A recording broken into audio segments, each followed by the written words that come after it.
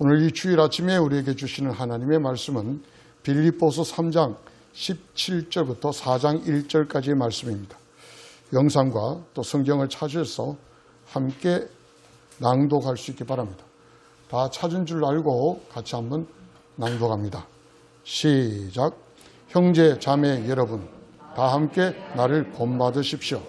여러분이 우리를 본보기로 삼은 것과 같이 우리를 본받아서 사는 사람들을 눈여겨보십시오.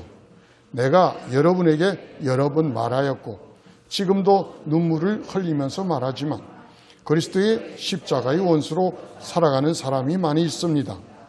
그들의 마지막은 멸망입니다. 그들은 배를 자기네의 하나님으로 삼고 자기네의 수치를 영광으로 삼고 땅의 것만을 생각합니다. 그러나 우리의 시민권은 하늘에 있습니다. 그곳으로부터 우리는 구주로 오실 주 예수 그리스도를 기다리고 있습니다. 그분은 만물을 복종시킬 수 있는 권능으로 우리의 비천한 몸을 변화시키셔서 자기의 영광스러운 몸과 같은 모습이 되게 하실 것입니다. 그러므로 사랑하고 사모하는 나의 형제 자매 여러분, 나의 기쁨이요 나의 면류관인 사랑하는 여러분, 이와 같이 주님 안에 굳건히 서 계십시오. 아멘. 한 주간 잘 지내셨습니까? 여러분 얼굴 보니까 반갑습니다. 지난주에 못 뵌 얼굴도 있었고 또 대면 예배로 저희들이 20%까지 제한해서 드릴 수 있고 또 이렇게 보고 예배 드린다는 게 참 행복합니다. 오늘 우리 찬송같이 하나님의 자녀로 산다는 것이 행복하다. 모든 여러분과 제가 그걸 느끼며 살아갈 수 있기를 주의 이름으로 축복합니다. 지금으로부터 110년이나요? 예, 110년, 111년 됐네요. 111년 전 1910년 8월 29일에 그 유명한 한일 합방 조약이 발표가 됩니다. 당시에 통감으로 있던 데라우치와 대한제국의 내각 총리였던 이완용 씨, 이렇게 C자를 붙이는 것도 좀 그렇습니다. 서로 조약을 체결하고 8월 16일 날 체결했는데 발표를 못했습니다. 그러다 고종과 더불어 합의를 하고 8월 29일부로 선포합니다. 8개의 조항을 갖추고 있었는데요. 제1조가 조선에 관한 모든 일체를 완전히 그리고 영구적으로 일본이 통치한다. 그게 1조의 이야기입니다. 과거 우리가 공부를 할 때는 식민지 생활 이렇게 이야기했는데 요즘은 그런 단어를 안 쓰고 일제강점기 이렇게 단어를 씁니다.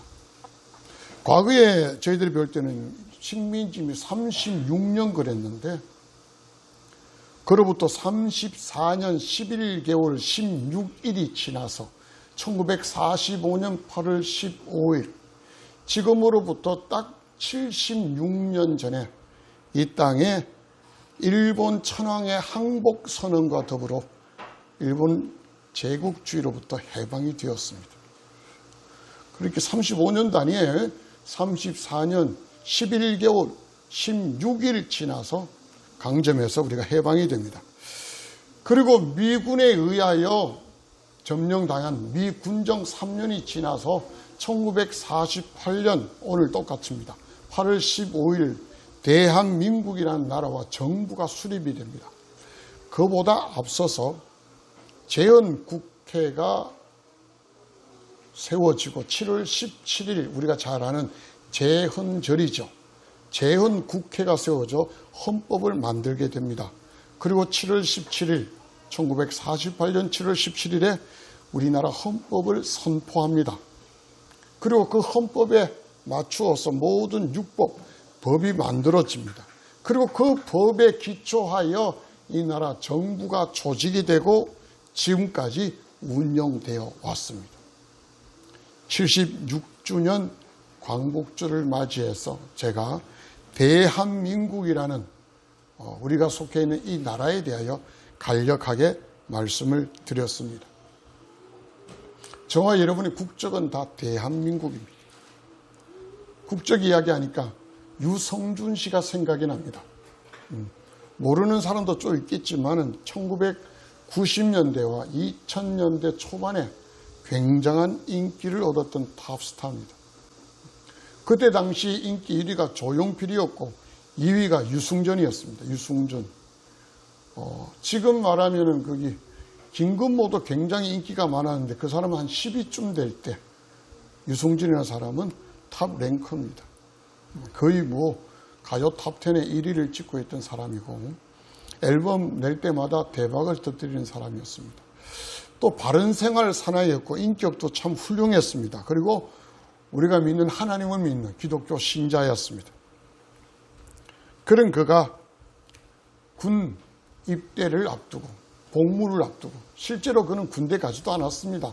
지금 말하는 공익요원, 사회 복무요원으로 그가 신검을 받아서 한 2년 정도 그렇게 복무하기로 되어 있었는데 그는 TV와 많은 사람들 앞에서 군에 꼭 갈 것이다 그런 약속을 하고 난 다음에 2002년 1월 입대를 앞두고 그는 돌연 미국 시민권을 취득을 합니다.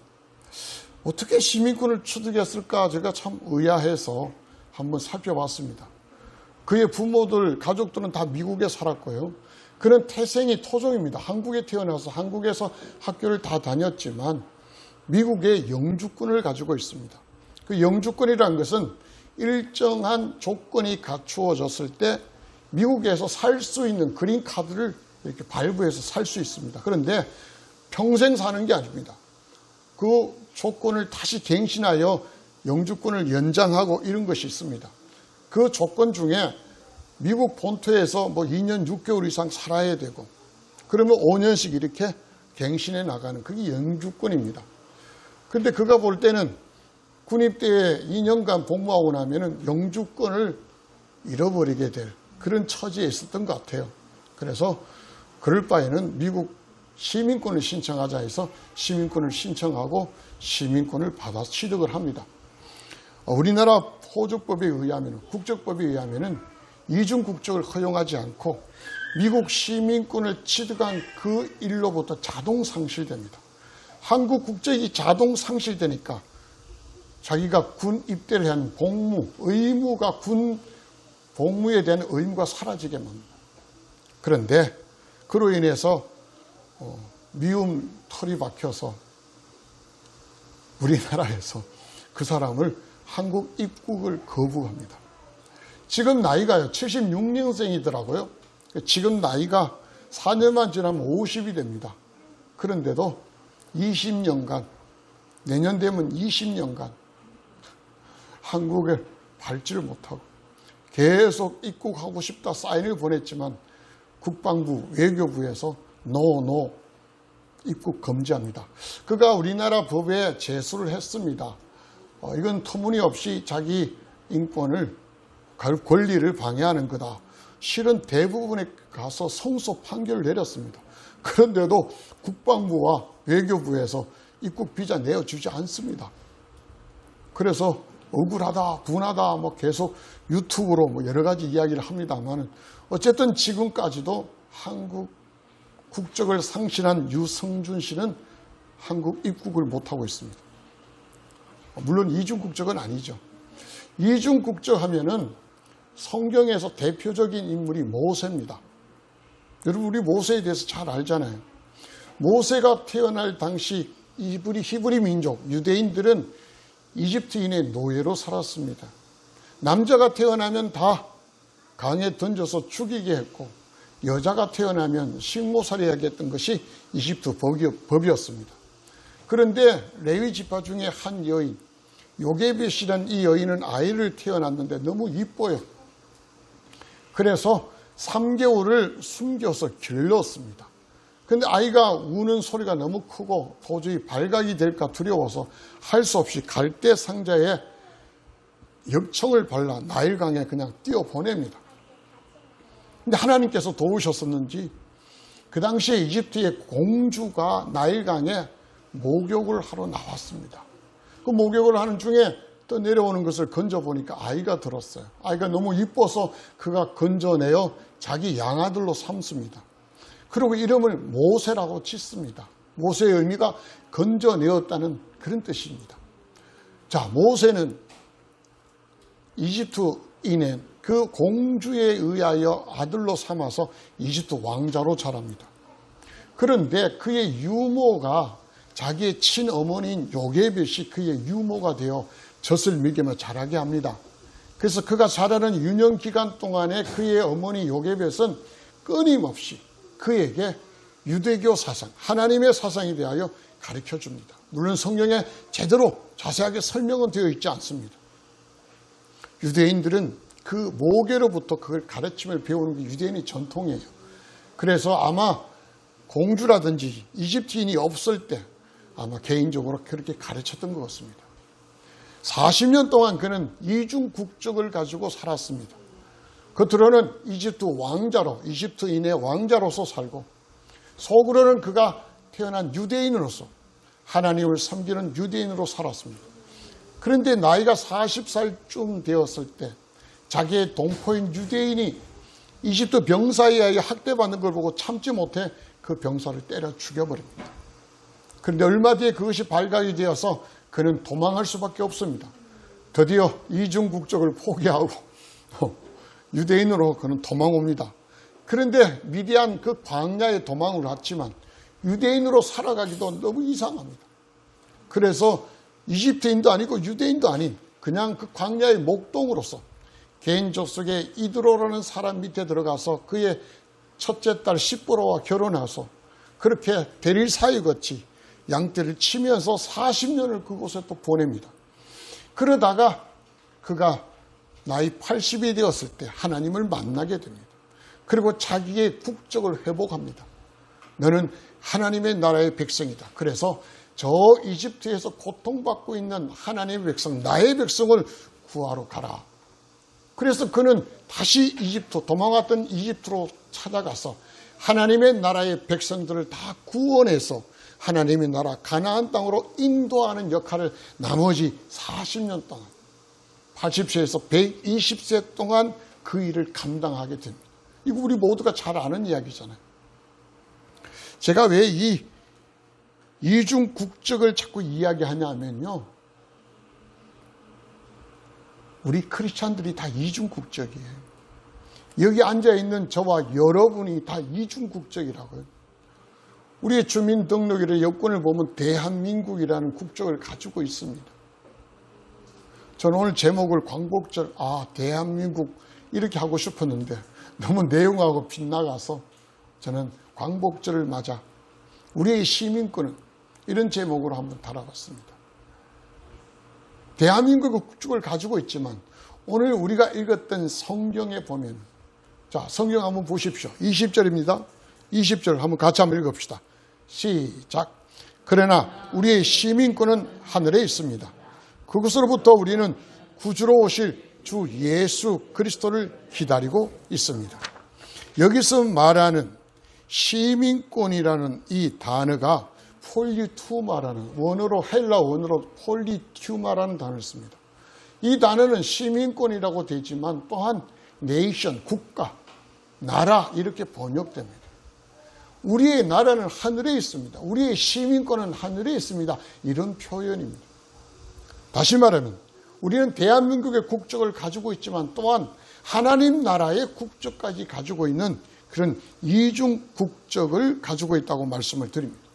자, 이제 오늘 본문, 우리가 읽었던 본문의 말씀으로 한번 들어가 봅니다. 17절에 사도 바울은 빌립보 교회 성도들 향하여 나를 본받으십시오. 그렇고 자신 있게 이야기합니다. 심지어는 나를 본받아, 우리를 본받아 사는 사람들을 여러분이 눈여겨보십시오. 그 앞에 보면 그가 어떻게 살아왔는가. 자기 연약함을 자랑스러워했고 그는 죽음 후에 부활의 삶을 살고 싶다고 이야기했으며 내 나이가 많고 이룬 것도 많지만 뒤를 돌아보지 않고 내 앞에 놓여있는 그 목표, 표대를 향하여 나는 다른질합니다. 그런 메시지가 그 앞에 쭉 연결되어 있습니다. 그러면서 나를 본받으십시오. 그렇게 자신 있게 이야기합니다. 그리고 이어서 18절에 그리스도의 십자가의 원수로 사는 사람들이 되게 많다라고 이야기합니다. 많다. 저는 이 말씀을 좀 심도 깊게 찾아봤습니다. 지금 사도 바울이 십자가 그리스도의 원수라고 지목하고 이들이 많다고 말하는 사람이 교회 밖의 사람인가 교회 안의 사람인가 그것이 궁금했습니다. 주소서를 찾아보고 학자들이 연구한 걸 보니까 교회 밖의 사람이 아니라 교회 안의 사람입니다. 적어도 그런 하나님을 아버지라 부리며 예수 그리스도를 영접했다고 말했던 그 그리스도인들의 삶을 보면서 그들의 삶은 자기들의 입술의 고백과 다르게 그들이 예배를 드렸던 그런 것과 다르게 그들의 삶은 그리스도 십자가의 원수로 살고 있다고 오늘 17절에 이야기합니다. 그런데 그 사람들이 많다는 거예요. 빌립보 교회에 많다는 거예요. 저는 빌립보 교회를 상당히 좋게 보는 그래서 빌립보서를 굉장히 많이 탐독했는데 오늘 이 광복절 76절을 통해서 다시 보면서 굉장히 실망이었습니다. 빌립보 교인 중에 많은 사람들이 그리스도 십자가의 원수로 살더라. 그러면 이어 19절에 그들의 삶의 특징들을 이야기합니다. 그들의 삶의 특징은 자신들의 배를 하나님으로 삼았다. 이렇게 표현합니다. 좀 다르게 말하면 입으로는 하나님 예배를 드리지만 실제로 자기들이 믿는 게 뭐냐? 자신의 이익을 믿은 겁니다. 자식의 돈이 되고 자신의 이름이 되고 권력이 되고 자신에게 무언가 플러스가 될 때 그때서 그것이 그들의 하나님이란 이야기예요. 기도할 때 부르짖는 하나님이 그들의 하나님이 아니요. 찬양할 때 높이는 하나님이 그들의 하나님이 아니요. 예배 드릴 때 머리를 조아리고 경배하는 하나님이 그들의 하나님이 아니고 그들의 삶을 넉넉하게 만들어주고 그들의 이름을 더 높여주며 그들을 운신의 폭을 넓혀주는 그 권력을 주는 그것이 그들의 하나님이었다. 오늘 성경은 이렇게 정언하고 있습니다. 서울에 있는 어떤 목사님이 그런 이야기를 합니다. 자기 성도들을 신방으로 하는데 그것이 과거에 미아리 동네가 있던 동네였답니다. 그런데 자기의 귀에 권사님 이쪽이에요 이런 이야기가 들었답니다. 그래서 권사님하고 돌아봤는데 집사인지 권사인지 여자 서너시서 대나무 깃대를 꼽은 그곳으로 들어가더라는 겁니다. 여러분, 하나님을 믿고 하나님을 경배하고 예배를 드리지만 그 무당에 가서 자기들에게 원하는 것을 복채를 주고 그들이 원하는 것을 받는 그것이 그들의 하나님이라는 겁니다. 무당이 그들의 하나님이에요. 목사이든 장로이든 권사든 집사이든 무슨 소용이 있어요? 실제의 하나님은 그들입니다. 자, 여러분 성경을 한번 보십시오. 하나님의 능력으로 그들이 그렇게 대단하게 여겼던 이집트에 하나님에 의하여 10가지 재앙을 그들이 눈으로 목도를 했습니다. 그리고 어서 나가라고 그들이 자기들 손에 금부치, 엄부치를 쥐어줘서 그들은 나왔습니다. 근데 광야에 나와서 얼마 되지도 않을 때 그들이 받은 그 금부치를 녹여서 송아지를 만들고 이것이 우리의 하나님이다 그렇게 고백하는 겁니다. 살아계신 하나님, 하늘에 계신 하나님, 그 하나님이 나의 하나님일 필요가 없습니다. 나에게 플러스가 되고 나에게 덕을 주고 내 배를 부르게 하는 그 존재가 하나님이라는 것이 이 빌립보 교회 교인들이 많더라는 거예요. 요즘 저희 교회에서 매일같이 사사기를 봅니다. 그 사사기 보면 그 내용이 나오잖아요. 그들이 하나님을 인하여 굉장히 평화로운 시대를 갖고 그 평화로운 시대를 살면서 기웃기웃 하다 보니까 농경사회의 바알과 아세라 신이 가져다주는 엄청난 풍요를 경험합니다. 그래서 아세라를 섬기고 바울을 섬깁니다. 그런데 재밌는 거는요, 그들이 성전에다가 바울 신상을 가져다 놔요. 그 성전에다가 아세라 신상을 가져놓고 그걸 하나님이라고 섬긴다니까요. 그게 이스라엘 백성 신앙이에요. 그래서 하나님이 진노하게 되고 블레셋이란지 암몬 족속, 모압 족속에 의해서 그들은 또 수십 년 동안 고통을 받게 됩니다. 그 고통 속에서 그들은 다시 하나님 우리를 구원해 주세요라고 외칠 때 하나님이 사사를 보내주고 구원자를 보내어 그들을 다시 구원하던 역사가 반복되는 역사가 사사의 역사예요. 근데 오늘날은 똑같습니다. 사사기는 이렇게 시작합니다. 그때 당시에 사람들은 자기의 소견에 옳은 대로 행했다고 합니다. 무엇이 옳은가를 자기의 판단에 의해서 생각합니다. 빌립보 교회 성도도 마찬가지입니다. 이것이 옳다고 생각해서 붙든 것이 그들의 하나님이라는 겁니다. 오늘날의 그리스도인도 비슷하지 않을까요? 저와 여러분도 비슷합니다. 우리에게 이득이 될 때만 우리의 신앙이 아멘이요 할렐루야지, 나에게 손해가 되고 내가 뭔가 불이익을 당할 때 아멘 소리가 나오고 할렐루야 소리가 나옵니까? 내가 자존심이 상하고 내가 불이익을 당하고 내가 손해를 볼 때 목사님도 눈에 차지 않습니다. 하나님이 눈에 차지 않습니다. 그것이 필립보 교회의 성도들 중에 많았다는 거예요. 그걸 성경은 그리스도 십자가의 원수라고 분명히 이야기합니다. 하늘의 시민권을 가지고 있는 사람이 그리스도의 십자가의 원수로 살아갈 수는 없잖아요. 그건 가짜입니다. 가짜 시민권입니다. 그 다음에 그들은 자기들이 받을 수치를 자기들의 영광으로 생각한다는 거예요. 저는 이 말씀을 준비하면서 몇 년 전에 그 대한항공의 그 땅콩 회항이 생각이 났어요. 여러분 잘 아시죠? 땅콩 회항. 당시에 대한항공 부사장이었던 조현아라는 사람이 뉴욕발 한국행 비행기를 탔습니다. 1등석에 앉아서 자기가 서비스를 받는데 승무원이 땅콩을 봉지채 가져왔답니다. 그 땅콩이 좀 우리가 생각하는 땅콩이 아니라 외국 이름이 있는데 제가 그것까지는 다 기억이 안 납니다. 불렀습니다. 이 땅콩을 왜 까지 않고 까고서 이렇게 쟁반에 받치지 않고 이렇게 봉지채 이렇게 싸구리같이 내왔느냐, 그렇게 야단을 쳤습니다. 아무 말도 못하고 있었는데 사무장, 수석 사무장이 와서 변명을 합니다. 실제로 그렇게 할 때 뭔가 손을 만지고 할 때 뭔가 이물질이 들어가고 불결합니다. 그래서 봉지채 내는 것이 합당해서 그렇게 했습니다.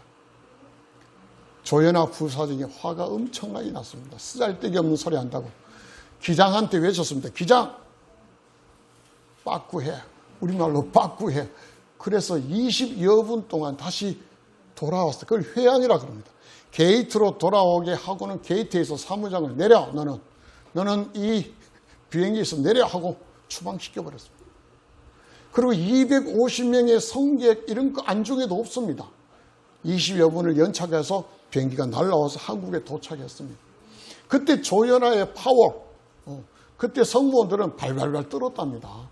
염라대왕을 맞았던 것이 발발발 떨었답니다. 그때 파워, 그때 어떤 그 자신의 어떤 마음대로 했던 그거는 어쩌면 여기에 말한 영광 아닐까요? 그런데 곧 이후에 한국에 와서 그 사실이 밝혀지고 그가 시민단체에서 고발을 받습니다. 항공법이라든지 여러 가지 법조항으로 의해서. 1심에서 그는 1년 징역에 처해지고 선고를 받아서 법정 구속이 됩니다. 2심 재판에까지 가서 변호사들이 열심히 변호하는 바람에 10개월 징역에 2년 집행유예로 석방이 됩니다. 그는 TV 앞에서 많은 사람들이 언론 앞에서 머리를 숙이고 머리카락을 다 가리고 죄송합니다. 처절한 수치예요. 그런데 그 수치가 그 당시는 자기 영광이었다니까요. 이걸 지금 성경은 말하고 있는 거예요. 그 대한항공이 그런 식으로 살아왔어요. 그의 어머니 우리 잘 알잖아요. 갑질의 유명한 여자. 대한항공은 그뿐만 아닙니다. 자신들의 그 고가의 외제 가구를 정식으로 수입해서 세금을 묻지 않고 그냥 대한항공 하물기 뒤에 안에 그냥 밀수입합니다. 밀반입에서 탈세까지 하고 그렇게 왔습니다. 그것뿐 아니었습니다. 집을 새로 짓는데 대리석이라든지 유명한 외제 건축 자재까지 비행기에 실어서 그렇게 왔었습니다. 그래서 또 한 번 우리나라에서 난리 쳤지 않나요? 그래서 여론이 너무 나빠지고 소액 주주와 군림연금이 주주총회를 열어서 20년 동안 그의 아버지 조중훈 회장이 그 트럭 몇 대 갖고 세웠던 그 한진그룹의 주력사잖아. 대한항공. 그 경영권을 20년 만에 조양호 씨가 뺏겨버립니다. 그리고 얼마 뒤에 그는 죽게 됐죠. 참 죽은 날도 대한항공 세운 50주년의 날에 그가 별세합니다. 수치도 이런 수치가 없습니다. 그런데 그 당시에는 그게 자기들의 영광인 줄 알았어요. 그게 잘 나가는 줄 알았습니다. 우리가 법에서 많이 보잖아요. 범법 행위를 하고 그게 잘난 사람인 줄 알아요. 근데 나중에 다 덜통에 나서 감옥살이 하는 사람들 보잖아요. 그게 다 수치인데도 불구하고. 성경은 그렇게 말합니다. 그리스도 십자가의 원수가 살아가는 삶의 특징입니다. 그들은 땅의 것만 생각합니다. 어떻게 하면 내가 이 땅에서 잘 먹고 잘 살고 편하게 내가 살 것인가. 하늘나라 시민권, 하늘나라 생각하지 않습니다. 잠시 머물다가 간 이 땅의 것만 생각합니다. 수요일은 그 베드로 전서를 지금 강의하고 있습니다. 베드로 사도의 이야기가 늘 그래요. 우리는 나그네요, 거류민이답니다. 잠시 이 땅에 머물고 간다. 초대 교회가요, 여러분 한번 생각해 보십시오. 그 로마의 그 폭거 속에서 자신들을 그렇게 죽이는데 한 번도 싸우지 않습니다. 제가 말씀을 준비하면서 대단한 많은 도전을 받았어요. 유대인들이 자기들을 그렇게 해꾸지하고 박해하는데도 교회가 그 유대인을 향하여 한 번도 싸우지 않았습니다. 사도 바울도 마찬가지로 한 번도 싸우지 않았습니다. 우리 주 예수 그리스도의 하나님의 아들이고 하나님이시고 신입니다. 그런 그가 수많은 채찍질에 십자가에 죽어가면서도 그들과 싸우지 않았습니다. 쟁론하지 않았습니다. 뭔 이야기일까요? 이 땅에 소망이 없습니다. 이 땅은 지나가고 저희들이 가야 될 그 본향, 제대로 된 고향, 우리의 국적, 하늘나라에 가는 게 우리들의 꿈이었습니다. 초대교회 교인들은. 그래서 그들을 모지게 박해하고 탄압하고 그들을 죽였던 그 로마에 대하여 싸우지 아니었고, 이스라엘 사람들은요 싸웠어요. 그래서 쿠데타를 일으켰다가 나중에 그 마세다 여세에서 70년에 또 멸망한 거 아시죠? 그런데 그리스도인은 그렇게 싸우지 않았습니다. 오늘날 그리스도인 많이 싸우잖아요. 한번 생각해 봐야 돼요. 이 땅이 우리가 영원히 머물 땅이 아닙니다. 우리가 머무는 땅은 하늘나라에 있습니다. 이 땅은 잠시 머뭅니다. 이 머무는 이유는요, 하늘나라를 준비하는 게 우리들의 목적이에요. 이 땅에서 하늘나라 시민을 더 많이 확보하는 복음의 전파, 그게 우리가 이 땅에서 해야 될 일이에요. 잘 먹고 잘 살고 이 땅에서 내가 더 플러스가 되고 이익이 되게 눈 빨게 예배드리고 기도하는 것이 우리의 삶이 아니다라는 거예요.